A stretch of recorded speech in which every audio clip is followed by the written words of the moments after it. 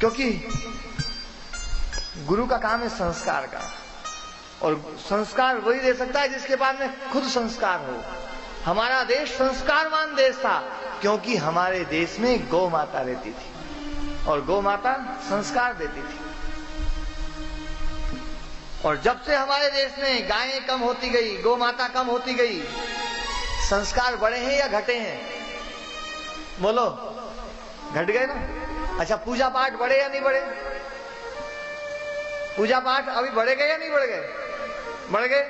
कथाएं बढ़ गई, तीर्थाटन बढ़ गए, मंदिर बढ़ गए, जब तब सब बढ़ गए। और संस्कार बढ़े क्या? घट गए। इसका मतलब संस्कार का संबंध इनसे नहीं है। संस्कार का संबंध किससे? गाय से। आप कंस और कृष्ण को देख लो। कंस जो है वो गो घाती है और कृष्ण गोपाल है। कृष्ण क्या है? गोपाल।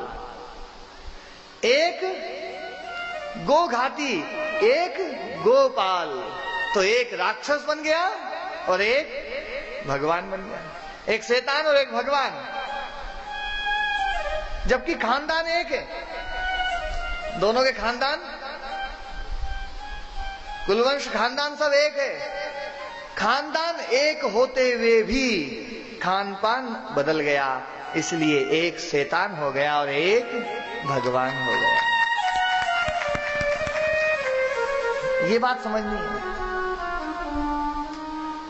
अब ये बात हमें पक्का तय करना है कि हम अपनी संतान को कंस बनाना चाहते हैं या कृष्ण बनाना चाहते हैं?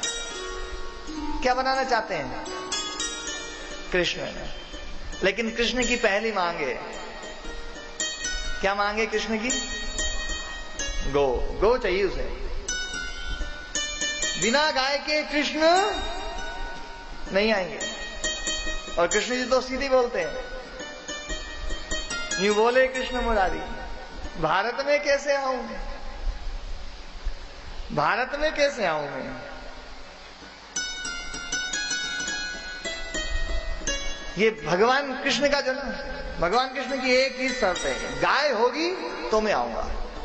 भगवान कृष्ण कह रहे हैं कि गावो ममाग्रतः संतु, गावो मम अग्रतः संतु, गावो में संतु पृष्ठतः, गावो में सर्वतः संतु, गवाम मध्ये वसाम्य हम।